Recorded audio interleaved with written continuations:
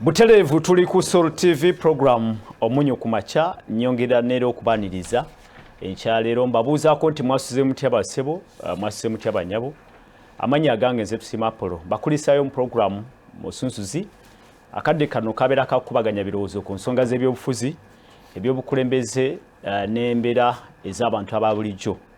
olwokusatu ennaku z'omwezi ziri mukaaga omwezi ogw'omusanvu omwaka 2022 tusaasidde nnyo abafunye ebizibu abafunye ebirungi twebalizaako Mukama Katonda embeera y'ebyenfuna eyongedde okukaluba endowooza yetuleese n'enkyalero twongere ogye kubaganyako ebirowoozo amawulire agavuddeyo olunaku lweggulo galaze nti n'abali mu mulimu gw'ebyentambula aba transport abamu basazeewo bayimirize bizinesi oba basuspendinga ebizinesi okutuusa nga embeera obaolyawo ekakkanyeemuko ku bbeeyi y'amafuta n'ebirala byonna b'ebitwe bimu ebiraga nti ensonga eno yandibanga ate eyongedde okubeera ddala enzibu ennyo buli lwakusatu tubeera ne Honorable Kiwanda Godfrey Suubi yamyoka ssentebe ow'ekibiina kya National Resistance Movement ekibiina ekiri mu buyinza ku lwa ekitundu kino kya Buganda Region tuline Harold Kaija yamyoka ssaabawandiisi w'ekibiina eky'ebyobufuzi neera ekya Forum for Democratic Change FDC nyongera okukwaniriza nabo kamba nirize era bakubuuzeeko ttandike program Honorable Godfrey Kiwanda Suubi ssanyu nnyo okubanga neero twegaseeko olunaku luno nange ndi musanyufu Mukama yebale okubakuuma mmwe ate nammwe bennyini ne mubeerawo ku program okuba nti mwerekereza byonna ne mutulaba nange njagala okusaasira abantu abatuuseeko ebizibu ebyenjawulo ate n'okwongera okubagumya okwongera okwekwasa eri Mukama Katonda waffe n'okuyozaayoza mmwe abatuuse ku birungi wiiki eno kasukanga twawukana ku lwokusatu ate wiikendi yonna n'ennaku zino zonna Katonda yo atuusizzaako tugulumiza Katonda olw'ekyo mbaddeko nammwe abamu twabadde n'omukolo omunene nnyo gwa Namutamba Fathers Union enamutamba mu diocese yaffe ya Mityana era twakoledde ku Namutamba Archdiaconry sinjala kwebaza mwenna abavudde gye mwavudde ne mujja ne muganda wange Amos Lugoloobi yabadde omugenyi waffe omukulu ku lunaku luno lwa Fathers Union n'okwongera okukubiriza bataata wiiki eno ebaddemu bintu bingi mujjukira nti tubaddemu okudduka emisinde ate emisinde gino nga Ssaabasajja Kabaka yadedicating eri abaami okuba nti tukola kyonna ekisoboka okukendeeza oba okumalirawo ddala okusaasaana kw'ekirwadde kino ekya HIV ekya AIDS okuba nti kikendeera ate nga abasajja basaale nnyo mu kukitambuza mu ngeri y'emu era tuba basaale n'okukikendeeza so nsaba Katonda atubeere okuba nti abaami tusobola okutuukiriza omulimu gwaffe ogwo aye n'okutuukiriza obuvunaanyizibwa bwaffe ng'abasajja awaka emitwe gyawaka manyi ebizibu byetuyitamu ennaku zino ebintu byeyongedde okuba nga si byangu nnyo naye era nga bulijjo mmanyi nti mukimanyi nti embeera eno si kyeyendere ng'ebbwa ly'obukulu manyi kyeyendere nga waliwo enkovu gye baga nti enkovu gwe wagyereetera naye ebintu ebisinga mumanyi bitugenzeeko olw'embeera y'ensi yonna entalo eziri mu nsi zemumanyi muzimanyi entalo za Ukraine mumanyi entalo za Russia mumanyi byatukwatako COVID n'ebirala bingi ebitubadde bitugenda tugwako so biwaliriza emiwendo gy'ebintu okulinnya ennyo okutuuka ku level nti kati abantu amu tukaluubirirwa nnyo emmotoka bw'otuuka mu kibuga olaba nkati ntono nnyo emikolo egimu ganoga nti naye guno omukolo gwengendako abantu banaabaayo nogenda okwejjukiza abantu babaddewo abantu bakyasobola okuziikirako bannabwe sobolaawo omuntu ng'azze okuziikirako azze Masaka alisinga olaba how much the price that person has paid okutuuka okujja okuwerekererako omuntu wo naye mu byonna tumanyi nti nekikutta obudde kijja kubuta era embeera ejja kwongera okulondoka tweyanzege Honorable Godfrey Kiwanda Suubi Harold Kaija abatulaba omanyi ebintu bino nayo bizibu ogenda okusinkana abantu nga bali mulumbe muwasoza mutya nga naawe omanyi bakoze eki bakugambe batya nange njala kutwala kumukisa guno okulamusa bannaffe wetuli mu buwambe abatava ku show yaffe eno nange njagala okukulisaayo mikwano gyaffe naddala abantu mwenna abeetaba mu misingo egya Ssaabasajja egy'okulwanyisa siriimu n'okuyozaayoza Kabaka waffe olw'okufuna ekirabo recognition ya UN olw'okulwanyisa siriimu kuba siriimu kye kimu ku birwadde ebisinze okuzza Africa emabega both bebeetutte bamulekwa ate nebbanga olinga mulwadde productivity level ye ekendeera ffe mu Africa tetukuba tuketinga nnyo productivity naye ng'ekya ba abantu mu nsi ezina ebyenfuna ebitambula bagitwala nnyo nga kikulu mbadde ndi bazadde nnyo kyempulidde ekyono omuwala owewanyange bazadde gwaga amabalaka bamugyamu ogani ne bafeekinga nti alabika mbu yeetabwesi yeetuga bwetuzi kitandika kati okutiisa nti kakati buli omu abaana be abakuumirewo ate bwempulidde proposal cabinet yamwe gyeri mu kuyisa nze ndaba ekibonerezo ky'emyaka 12 kitono omuntu ajjawo bwe tuba twagamba nti bw'omanyi bw'olwa kino bwaga nga mwagala kisto netekyali proposal kuba bagitebulinze yesterday mu parliament yes it's a bill bwe babbiiro bill is a proposal okay nekyenga yavudde mu cabinet anti kale lwakuba lwe lulimi olwo that's a proposal emyaka bagitee ku myaka 10 oli akitire ddala bagenda emyaka 10 naye ogamba 12 oli bw'abalamu nekyafunamuko olusi ne bwabonyaabonye aga emyaka 10 bwogera sema ogicalculatinga gibanga ki nga 7 ate is in the discretion of the judge ayinza okuwa 5 negifuuka 3 kati oli agenda okulaba bwakibalamu nga sente zafuna ne omugendu akola ebintu bibiri bamuwa emyaka 10 n'okulirya biliyoni 2 akitye ojjamu sente mmeka zibeere nga zimanyiddwa ng'ekyo ekibonezo kirina gweshebo simanya obusente bwe buti abantu ebintu babijjamu sente empitirivu kakati oli amaye mu kiri risk bagende nti gundi business organ trade neda bakwata n'enjaga ng'ogitutte China ekibonezo okimanyi kalaba kuti akali buli agige gundi era oga nti olumbye nti numbye kufaki kufa ngobola abantu abasala gundi between Libya nga bagenda mu Europe ne bafira mu bwano nti mbwe kitegeeza ekiba kimugoba kinene ne bw'okafuula akatonotono I want to think it oba toyina nnyo kyokozesa ekintu ekyo ndowooza gye kiragenda nange nja kukireekaanira mwami Kiwanda batuulewo abo agenti emyaka gimwaga gyempulira mu proposing 12 obubwaka bwa nasale bwe tuba twagala kugoba issue eyo tugiwe emyaka egitegerekeka kale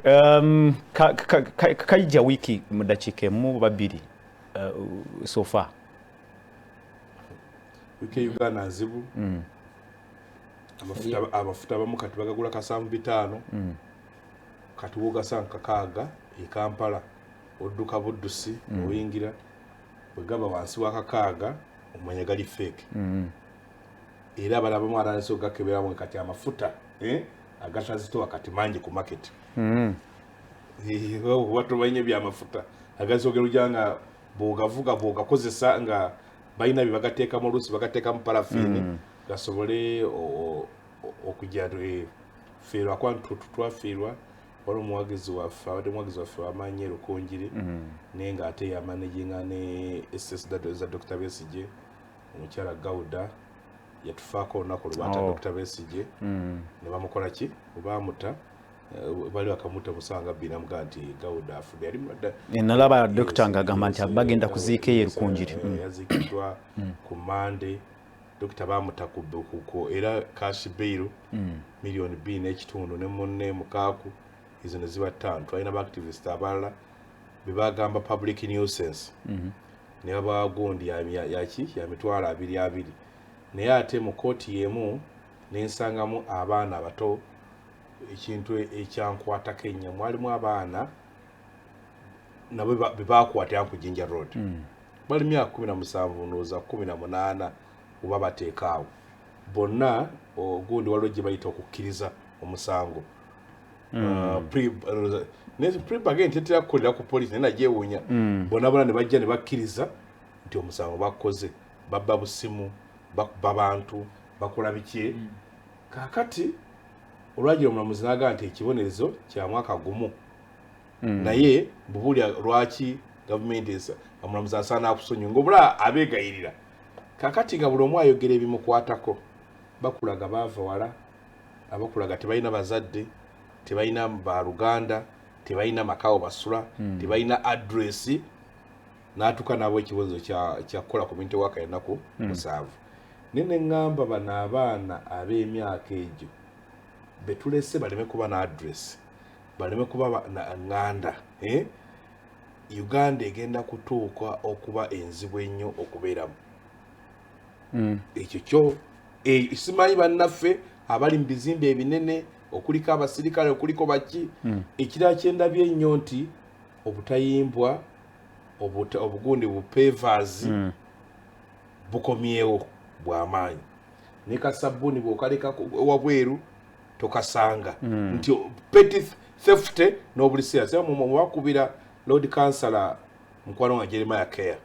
yali vice president wa Adekenga ali Makerere bamu kubana yamujja kesi bamujjako n'ebibye kati kifuuse common knowledge ntika era kati olabo olwaleero ne bwe dadde njoga ku press conference munamale olambudde ku insecurity eri mu ggwanga nangamba yabadde ava ekisaasi ku ssaawa 2 nga teri taxi center si kafyu nafuna boda boda mga unja kutwa mtu akuba sina gwenkomyawo mbubo yatuuse wano ku mabirizi nga kirya mu kibuga ngalabe enzikize ekutte ngata abantu kumpi bakenderedwa walidiza nga wali n'okutambula atuuka wana bali mbwe zigenda ekireka nga bayimba esembayo ku saa 2 n'ekitundu esembayo kakati bategeeza mbwe ekonome y'ekiro naye eri mu kufa kubanga Lord Mayor bwe yasoma state of the city gundi amataala gali mu kibuga gali bitono mwenda ku buli kikumi just 9% nzikiza 8% kakati na 98 ebitundu 98 ku buli kikumi ebaki enzikiza kibategeeza kakati mu nsi gye zibeera n'emirimu ng'omulimu oba mulimu mu nsi yonna kuliwa abantu basatu okusaa 2 mpaka ku 10 mpaka ku 6 mpaka ku 2 kakati ffe tukozesaako omuntu ogwo you can't find an employment kakana abana abadde bekozesa obudu bw'ekiro bw'oba wazikiza kati n'amasannyalaze ogaseera ojola be security rights buli omu ateekamu watts 2 watts 10 kati akataala kakoma bukomi awo oli bwatuuka wali ngefuuse nzikiza so nti abakola ebi ne bongera obikola n'abaana ne batya okutambula abakazi baba batya okukwatibwa so nti seriously ekizibu kinene nalabye n'ekyabasomesa be bazzizaayo okusomesa kumpi oyinza kugiyitanga ku gani point nenja kutegeeza Mukwano gwa Mwami Kiwaana mugende mugamba omukulu abasomesa tebabagamba bugambi kuddayo kwera ki class ekibi kya service industry oli kyakola tokikwatako you don't touch it's not it. tangible Yes asobola okutuula mu kirasi wabawulidde dawulidde olina agamba tugenda kusomesa abaana okwenkanankana ne sente zibakola ki zibatuwa ekyo nakiwulidde nawulira olulye mabega ngolaga nti abase n'owulira olina aga nti nti ogenda kulaba nti abantu bagenda kudda mu kirasi bayimbisa abaana bakole ki ate abaana bagenda okusinga okufiirwa be baana abaabawejje ate ng'education yali badde equalizer ng'oli byataasobola nga mwavuge naye akati tugenda kati ffe tugenda kukozesa education okukola kye bayita apartheid okwawula nti akati gwasomedde eno mubeere bubi kwansomesa mwe tewasomesa kakati nga bannamu basomesa so nti bwe tuba twagala eggwanga lino nga siyase twagala eggwanga lino waliwo abakozi basatu bendowooza gavumenti betalinako bakuteesa abasomesa toteeka mukeme musomesa nagenda kwewola bisibo bya saabu mu omusaala ogumumala awerere abaana be abeere bulungi asomese omusawo mu omusaala ogumumala abeere ku ddwaliro lumu nga teyeetoola alabire ki abaana baffe abasirikale bwentegeeza abasirikale abapoliisi abaprisons abo bakozi ba gavumenti permanent bootalina nakkiriza n'okumusanga yeewola kumpi kubenga musawo benga nti munayina n'okubazimbira amayumba nga bajja mubajjako akasente katono nga yinza n'omuga nti a payment plan ya myaka aga ya myaka 4 n'omamba oyinza nobanga omujjako emitwalo ng'etaano buli mwezi njaze nti ebintu ebiruubiriza oli byayagala kyova kinagamba tukole transport system nga transport system nse ziri serious ebeera ya government abeere nti asonza nti ogiraba kaadi eyo ya train yiyo kaadi yo nga ne bwayagala ogenda oba ewaabwe eggulu oba ewaabwe Masaka okulaba ku muzadde we ng'ekyakikola ki akisobola kati awulire nga ayina eddembe asobole okulowooza tuzimbe eggwanga lyaffe omusawo asobole okukola ki omusirikale naye akati bwebanga bavuganya n'abafuna miliyoni zempitirivu abasetting prices mu butale basetting balina sente nyingi so ebyo byenda byemu yembeera yeyo. Honorable Godfrey Chwanda Subi ndowooza ensonga ziri very clear. Ebyenfuna ebyongedde okukaluba Kayija akyogeddeko ate kiviiriddemu n'obumenyi bw'amateeka okukola ki okweyongera. Ekirala kyekya okulwanira emisaala n'okusika omugwa ku misaala gy'abakozi ba gavumenti. Byonna tubigatte wamu n'ekya gavumenti okuvaayo okuyita mu His Excellency the President batuga nti kati muyingidde middle income. World Bank abakugu ne bavaayo ne bagamba nedda si kituufu mukyalina olugendo luwanvu okuyingira middle income. Byonna bino bw'obigatagata waliwo kye mutakoze bulungi nga gavumenti eri mu buyinza? Ekisooka njagala okuyozaayoza abasomesa ne mukulembeze w'eggwanga olw'okukkiriziganya kwe baatuuseeko. Of course bwe mugenda mu kwogeraganya olina okukkiriza nti se give and take. Togenda mu kwogeraganya nga gweoyina obwongo oga nti nze kino bwe kitaba bwe kiti then sisobola kubeera bwe nti. Bwe kikola bwotyo kiba kitegeeza nti then okwogeraganya tekugasa. Naye buli lwogenda mu kwogeraganya bw'ogenda mu kuteeseganya kitegeeza nti waliwo ebintu ebimu bijja kuba nga bikunyigiriza obuluusi nga binyigiriza oli omulala. So njagala okubeebaza naye nsaba nti commitments ezaatuukiddwako wakati wa president n'abasomesa tufube nga government okuziteeka mu nkola. Kubanga ekitata muyima tekimumalaako nteezi. Yes, abasomesa bajja kuddayo basomese baleme abantu kuyimba abaana baleme kuyimba buyimba. Naye nga balina bye bakkiriziganyizaako kati bw'otabikolako oba oli awo ate lwe bakomawo ku street lwe basuula wansi ennoni ate bayinza okuba bazibu bajja kuba bakambwe nnyo okubazzaayo mu kilaasi. So kiba kikulu nnyo okuba nti ensonga ezakkiriziganyiziddwako ziteekebwa mu nkola. Number 2 ekigambo kya salary enhancement kikulu nnyo kipulaninga. Tulekeraawo nga bwe nabagamba ku programu yaffe wedde okulowoozesa abantu nti abantu bamala kwekalakaasa, abantu bamala kuteeka bikola ku ttaka ne balyoka balowoozebwako ku nsonga y'emisaala gyabwe. Of course emisaala tegigenda bw'oyogera ku misaala kizibu nnyo okwogera ku ssa omusaala. It is omusaala trend yagwo erina kubanga kulinnya. Kakati kikulu nnyo because jukira nti abantu they do their budget bakola programu yaabwe. You know, omuntu amanyi ngenda kusomesa maybe up when I'm 25 years up to when I'm 60. Those about 35 years omuntu abadde asomesa. But even the promotion really abantu nosanga nze nyina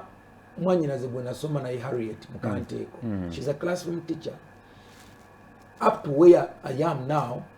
and not because tayeyongerangako yamaliriza yandika mu S4 yenze nengenda ku A level nagenda mutama nakola TTC najimala certificate nadayo nakola ekyambo ko diploma najivaako nakola degree najivaako katali masters, but she's still a classroom teacher in primary. Really? Yes. Really? And that is a serious matter. Yes. Promotions. Yeah, promotion. Motivation omuntu ono ajijja. Yes. Because actually promotions zitambula n'emisaala. Omuntu buli lwalinnye eddaala mu oba n'abaako koose empya gy'akola ki? Gy'akoze. Then afune promotion n'omusala gweyongereko. That system is very, very key. Who was my classmate mu primary? N'asoma n'amala, I'm almost retiring. She's still a classroom teacher. Aina degree,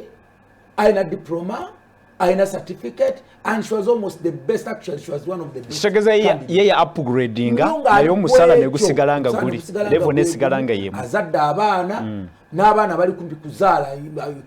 I mean, that's a big concern. Yes. Bye bimondooza ebireeta ebyenfuna okukola ki? Abantu okubeera omukalabo butali butumativu n'okukalubizibwa obulamu. Omuntu eyamaze yesterday kubanga Harriet as of now ayina omwana gwe yazaala ate kubanga bayazaala mangu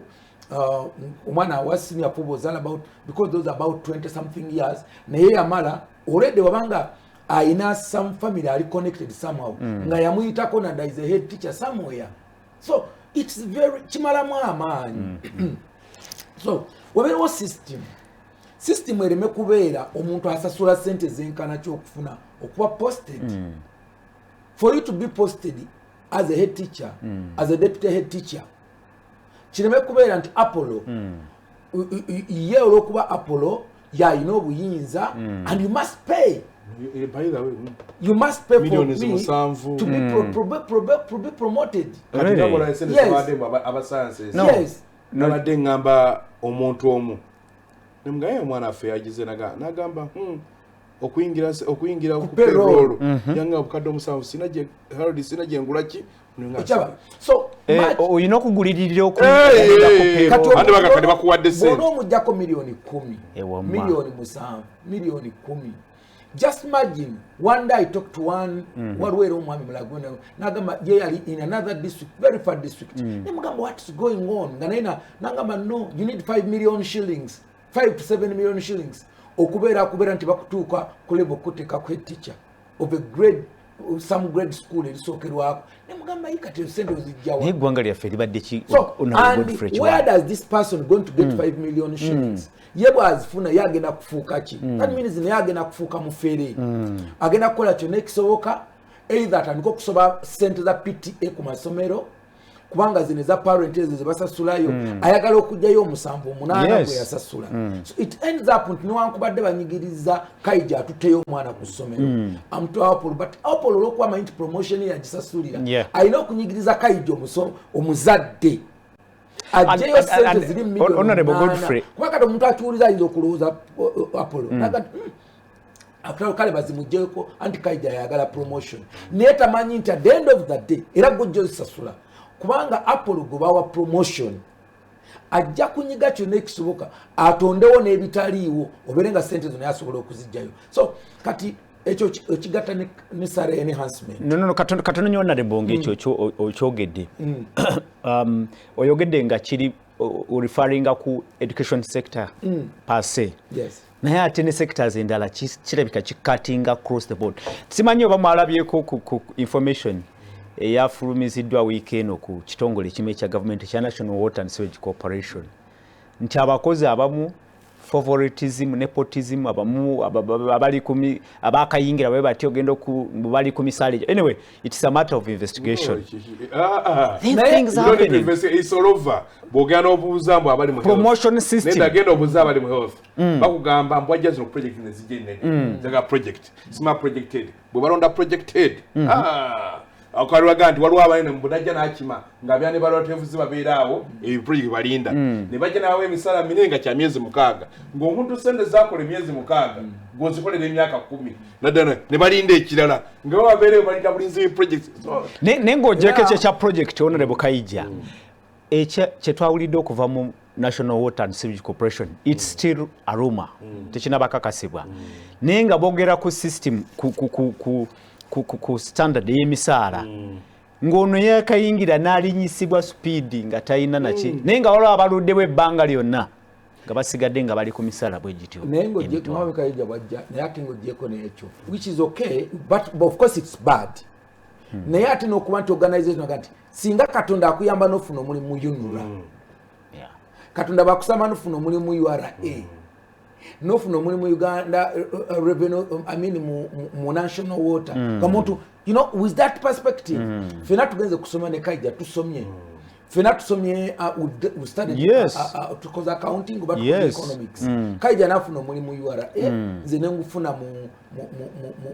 that parliament why should somebody say nti organization jogenze there must be a system system etegerekeka wherever genders it doesn't matter niye mmanyi nti ndi muna Uganda yawana wenkola when I was a minister of tourism nakigezaako nnyo nga bagamba nti you know bakwadde omulimu Uganda Wildlife Authority wa Uganda Wildlife Authority no managing director my ED executive director of Uganda Wildlife Authority noga ate omulala executive director omulala actually tumita CEO wa Uganda Tourism Board. You know, ngolaba the difference mu payment nga is too big to the point nti yes organization in a way but let's say to omuntu yena atuse ku level eyo level of it development government inaction yagezaako ebitongole bino ebizze luli wajjukira ekitongole ekyatuleeta nnyo omutawaana nga abantu bakayana nnyo it is Rural Rectification Agency REA became an issue ne batandika corruption bino byabadde bito olw'ensonga nti n'omusaala guli waggulu nnyo ne Kampala Capital City Authority ndowooza nayo twagamba nti ebitongole bino kigambo ky'ayita authority revenue bikomewo zibeere departments within ministries ng'osanga idi asobola okusasula baminisita mwenna abaliko minister of state ne senior minister minister of state nga basatu nga sente zaafuna zisasula baminisita bana so to the point nti kiba kizibu nnyo even to bring that person to order kati kyekino kyekimu kyetwakoze ku masomero which we need to think about if the head teacher for example is an arts teacher afuna $1.2 and this head teacher ayina okuba in charge of the school yes omuntu yena ayinza okugamba no of course kati nze bwobeera nga ozze gyendi nongamba and by the way Elmanson afuna $2.2 2.5 million shillings much as oyogerako ti ye head teacher naye talina facilities ndala nnyo zoga nti watafuna sente za wansi naye ayina medical insurance yes naye ayina amafuta ga those privileges naye ayina emmotoka yawe byonna ebyo ate tebiriiwo kati naye ayina kino kwaliwo abantu abeegereegeranya nga nedda ali mu accommodation ennyumba eza government musaala gwange yes naye olinga ati ekikulu kiri nti nze tolaba nfuna omusaala mutono but am looking after abantu abafuna sente nyingi nnyo but tebanjijaako kitiibwa kyange but what are the benefits that comes with that salary gyetwogerako nga ntono so nze ndowooza nti mu kino kyatuyigiriza kati olaba local council n'abawuli nabo bagenda kutandika okwekalakaasa kakati nze ndowooza nti ekimu kye tulina okutuula cabinet parliament and all of us as a ruling party now and actually now as we go to SEC Central Executive Committee these are the things that we should tell the president yes because we've been able to salary enhancement omuntu amanyi no nsoma kino and the program is like this omuntu amanyi nti bwengenda mbusomesa every after 2-3 years there is this increment even if that increment is 10% 5% because as the economy is growing jukira nti we are going to the same market omuntu nasigala nga anyigizibwa tujja kwejjukiriza nti omuntu ajja kusigala nga waali mu kilasi waliwo abasomesa bangi bemmanyi omusomesa olw'okuba nti namanyi talina kifuna ng'ali ku boda stage really yes omusomesa mbamanyi ng'alina boda gundi avuga boda kati ate ennaku zino bagenze ne bakisussa bwamanya nti afuna $900 because of the high unemployment afunayo omusomesa omulala eyasoma olusomesa namugamba ngenda kusasula $300 okiraba katadira ku kinaana ki najjako 3 n'afuna omusomesa akayija agenda muyambe ko n'abeera mu kirasi yagende ku boda stage yagende ku boda stage ng'atafuna nagali ataano honorable awe tutuuse mu butuufu really ndowoozezaamu honorable so gwe ogenda kusomera obalamu oti ndowoozezaamu nti omusomesa ekyo babanga asobola okikola ng'alina opportunity y'okikola ekyo olwo y'omupoliisi owa poliisi omusirikale yikyakikola atya do you look at that discontent ne disgruntlement eri mu bakozi ba gavumenti mu kiseera kino kyenyini problem eri ogenza yogera ku kintu ky'emisaala ki n'abantu okuba nti buli service ogibulirira ekintu ekifudde mu ggwanga lyaffe Dr. Besigye yatugamba nti eggwanga lino lina vacuum of leadership kati abantu nga mwawukanya nga tubalaba naga si buli gola muki okulembeze asobola okutuulawo oyina afuuka manager nga si manager oyina afuuka kansala n'afuuka chairman n'afuuka kikyonna n'afuuka minister afuuse MP naye nga si muki si mukulembeze ekintu ekiri mu ggwanga muno abantu tebakyakola mirimu ne bakola ssente true oba otegeera abantu bakyakola mirimu era kyova olaba osanga omuntu nga takubuulira biki byakoze ku salt okugatta ku salt naye ng'akuulira ye byafunye mu salt nzimbyemu ennyumba nera yaga nti salt yajja ng'era gundisa ship viewership ngeri bweti so oti najjange ina abakozi ngani manager yange ina abakozi ati avuze ati so oti yajjanga abakozi twalinga ngati tubawa musala nga tubawa buno bwalawensi kana nitufune abali kuki kuba ebyo gamba nti ebyo nabikola ki nabikola nyo buli omu alowooza ku kikyafu nti abantu bali mu zi office basolovinga bizibu byabwe si bya ggwanga nate kiba kibi nnyo ofisi ya gavumenti yabo yes office ya gavumenti izugwe ngosanga abantu ng'olupapula teruyitawo nga talukoze eki talufunyeko sente tasadukira linga ekyo oli munamawulire okimanyi oneebo kiwanda akimanyi waliwo nagamba nti waliwo omusajja yafiira omwana we muwala we era azze kulaba boyfriend ekamuli n'agamba ekijjukizo atuwe ki essomero agenda okwetola minso nga buli watuuka bamugamba sasula nagamba bano benjagala okuwa service woona omulaso obaera gatuwa ddwaliro simanyi era wa era sasula n'ensonga y'okufuna abantu abafaanagana nga pineti nga waliwo omuyindi tata yali atuwa eddwaliro erifaanana bwe erityo nga yali tuwe abana abatata netuligana kuba nti kwaliko njawulo omujapani yali ayitwa ku miliyoni nkaaga eza dola netuligana nga kuba tewali njawulo olwaleero isi eremedde weeri isi ekikiremeseza weeri njawulo okuzenguka waliwo baafuna essomero nga somero omanyikana galinga international nga kumbi buli office bagenda gisanga weeri naye nga nanyiniyo takola kitagaba njawulo kakati baagala asobola obbawa enjawulo ne tukisasuliramu nti oluguudo olwo olaba abe badesign nga bali balina oddukola tubasasula olunaku biliyoni 100 mubagamba obaasembolinga ebintu byabwe byali birina okukola tebikola ki tebikola nebwe kibeera nebwe olaba kakati bwe kibeera contractor kasitatuusa ebintu ku site kakati okiraba nti atandikirawo okukola okwala miliyoni 10 ng'ogenda ozigaba toyinza kwewunya lwaki abantu baffe ebitundu 3 tebali mu sente lwaki tuli mweno crisis kiranyanga hono bwe kiwana bwe tuba twogera ku ntalo olw'ekkongo tetulwogera kwe gye tuli nti waliwo ebintu bye tuli mu kukola wano nga ffe ffennyini kaija ekirungi nti oli munabyanfuna bino byonna bye twogerako biyinza okuba birina akakwate ku mbeera eriwo kati mu ggwanga ey'enfuna ebyongedde okukaluba kibayita mismanagement kuba lindako ekyo nkibuuza olw'okuba nti tusinze nnyo ekintu kino kisindika ebweru tugamba Russia tugamba Ukraine tulina byetakula butuufu bye bitukoze obubi okutuuka kakati wiiki ewedde nabalinda ba online okwo mu mawulire ndozanaga wiiki ewedde oba eri yaddako minisita agriculture n'akugamba tulina tractor 500 500 onalebo tumwebaze Godfrey yaga ebikumi ebyadette saga tulina tractor ebikumi n'enkanda lininga ovuganya ne Kenya ina tractor omutwalo plus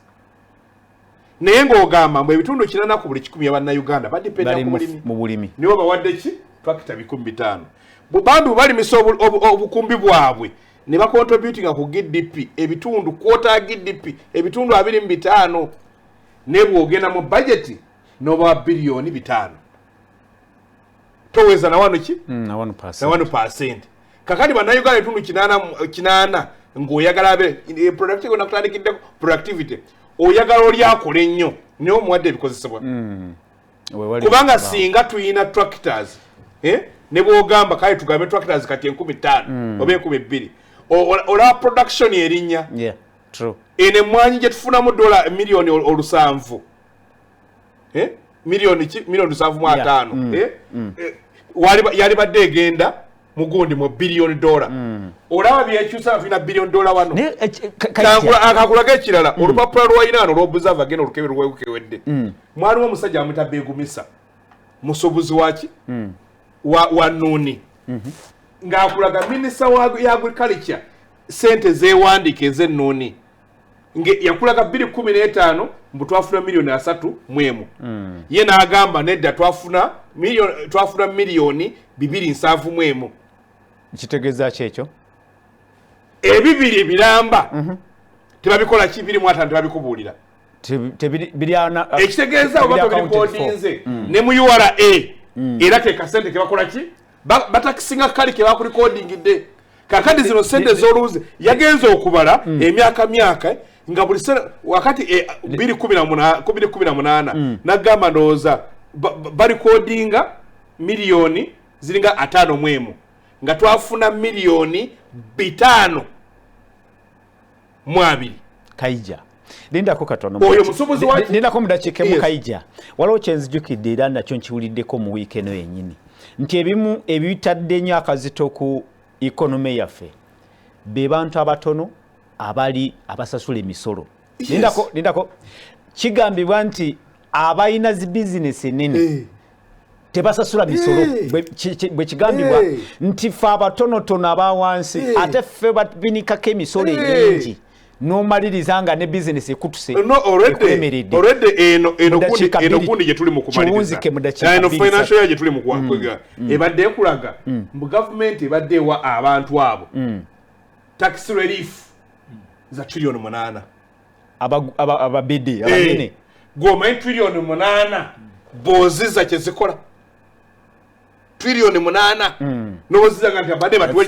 trillion 8 kakana ate bwogattako bali betikamya byakugamba ababba 10 abba trillion buli omu n'agabana billion aga 5 ate ekizibu kyabwe bwe bagenda sente tebazipendinga wano agenda n'agula mmoroka ya miliyoni 8 agiguzewa Japan sente aziweereza wa ebweru Japan bwagenda okuzimba ennyumba buli kimu kyazimbiza teri kyagula wano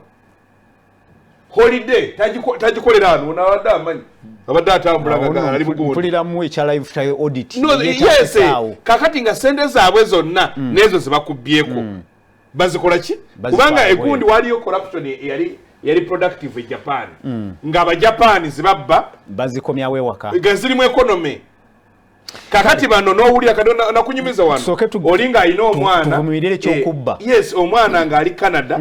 alina boyfriend e Nairobi nga buli weekend alinyo do you know what it means okulinya ennyonyi abala bafuna visa netuuka n'okugwako nga sente za yetiketi so n'olwekyo nti ekikulu ekiri wano mu Uganda is mismanagement kyekiviiriddeko nebyenfuna bino yes ekyokubiri priorities zaffe zifaanana zitya ekyokusatu we do not have the right people in the right jobs abantu weetaaga kwanga ojja otunuulire genda wetole sectors zonna ogenda n'osanga nga buli sector n'ogamba ani akulira kino mu Uganda oyo waffe yasinga ani akulira kino mu Uganda waffe yasinga bwe mba mugenda kwagala genda kuwangula tiimu yo best team yesooka mu kisaawe oli amala kufuna inyana naye akati n'osanga ogenda n'osanga nono professor tumulina mu office tulinamu abantu abatagwanidde kubeera mu office yawandiika ekitabo ono professor Mbonye ono yakafa nibakigula nekigwa namugo nenyinayo kopi yes ng'akulaga nti basinia bali mabega muherefe abafuuse bakama baabwe ate banali senior kakati agaba order tamanyi honorable Godfrey Kiwanda kajja babadde ng'ayogera owulira ng'ekintu kiringa ekyangu okukola n'ayogera ku tractors engeri gyesobola okutumbulamu ebyenfuna byaffe mu bwangu n'ayogera ku kyemirimu okuba nti bemukulembeza ate bayabayaba bawaliawo tebamanyi kyakukola abantu emirimu bagifuna bwe batyo unzika mu dakiika nga 3 ebyenfuna byaffe kitegeeza ebya Ukraine ne Russia mu byekwasa kyekwaso kubanga togenda kulima togenda kubeera mu kikata nti ojja kutema ebikata bwona oba obisogola mu lumonde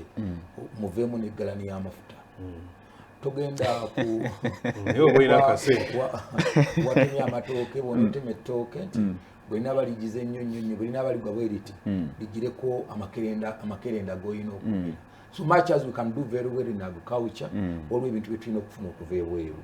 era bikosebwa nti tuwalizimuyo nga tugipise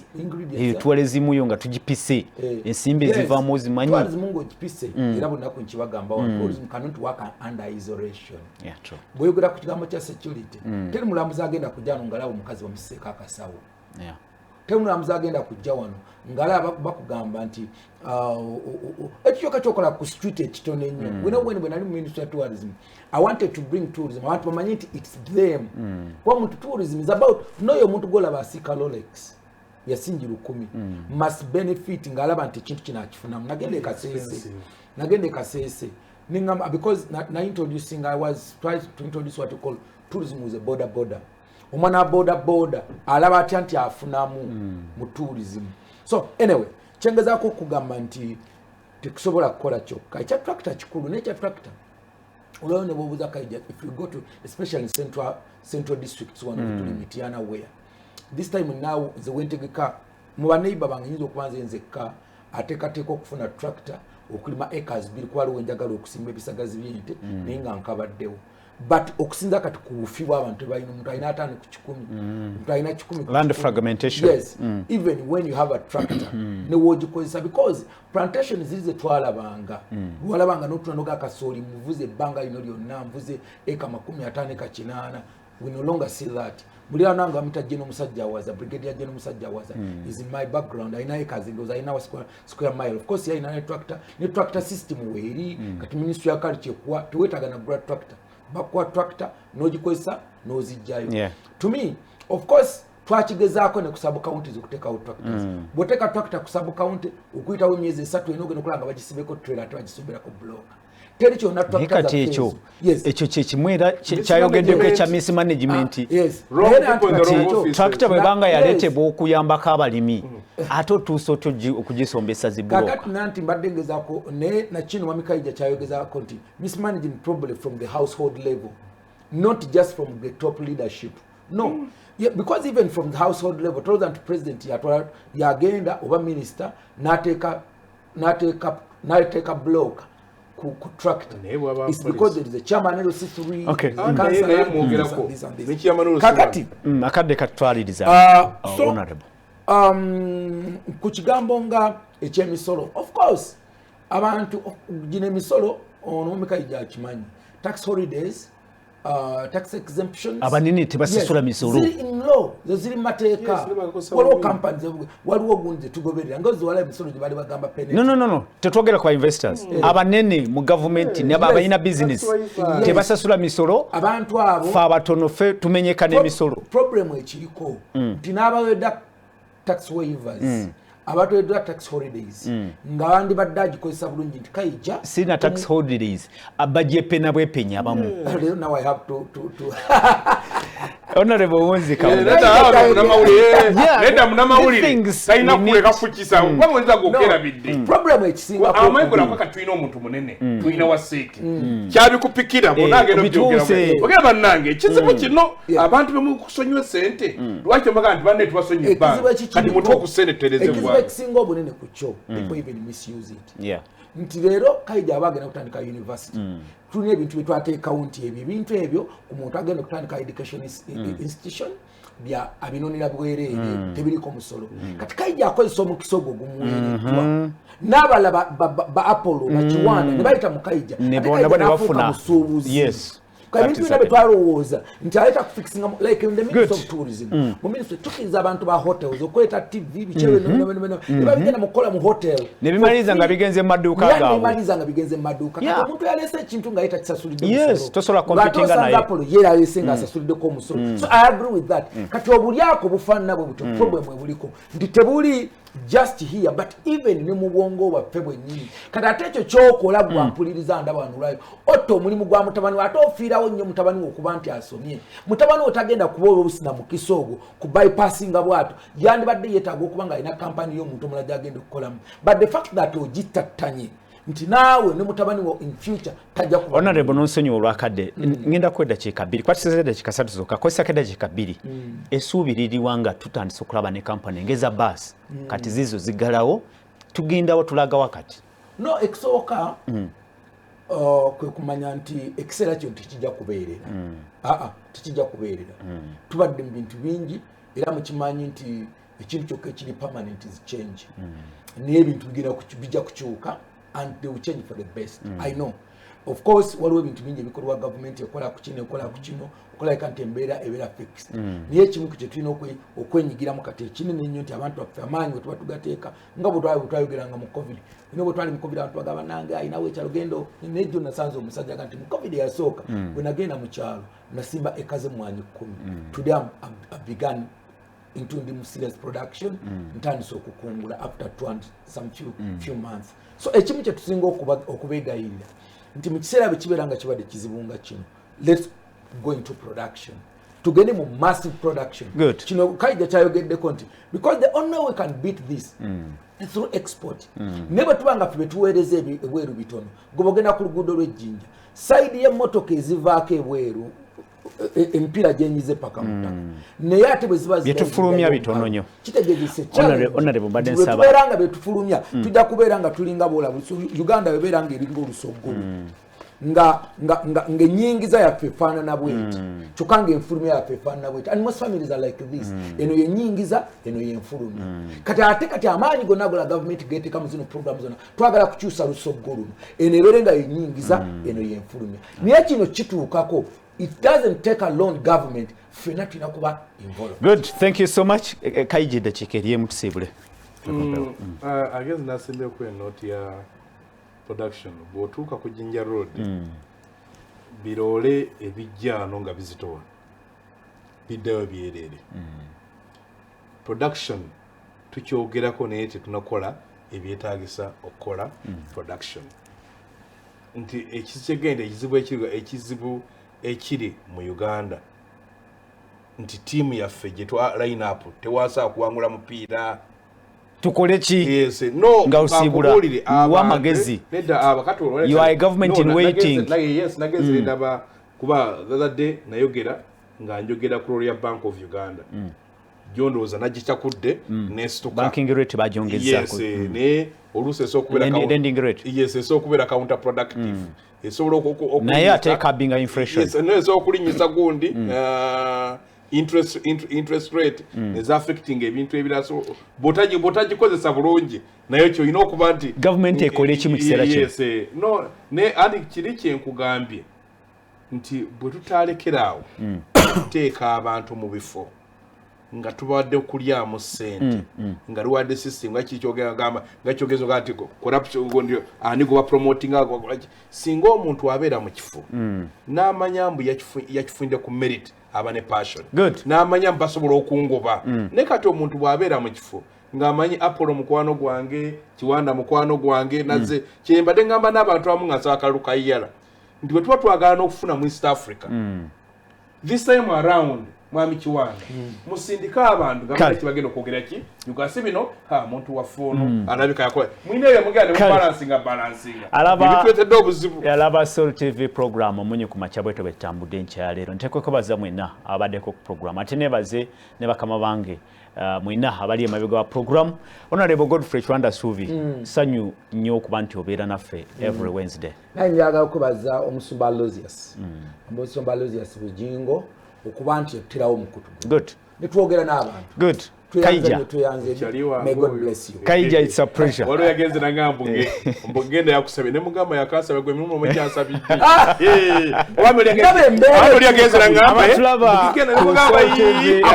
program bweto bwetambudde nkyaleero tudde mu tusinkano olwokusatu agangeze tusima pro musibe bulungi mwera